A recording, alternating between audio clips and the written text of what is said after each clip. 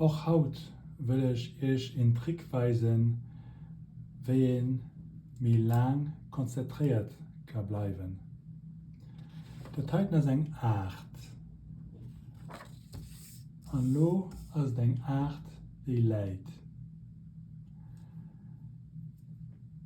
Was bei der Konzentration wichtig ist, dass die zwei Gehirnhaltenden aufwechselnd aktiviert werden.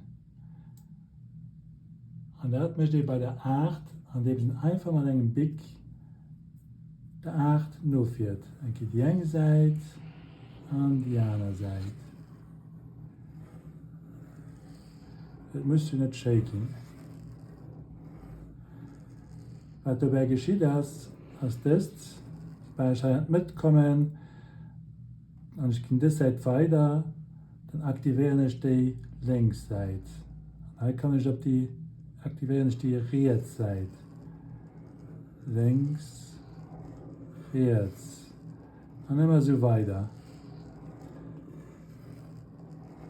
So gehen die zwei Gehirnhaltenden aktiviert. Wenn ihr die heutige Übung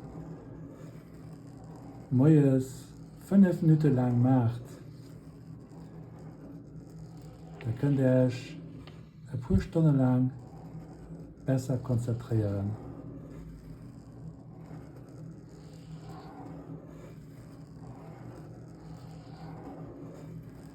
Und ihr könnt auch ein bisschen hin und her gehen, einmal das Seite, dann die andere Seite. Ihr könnt auch ein bisschen so spielen. Und immer so weiter.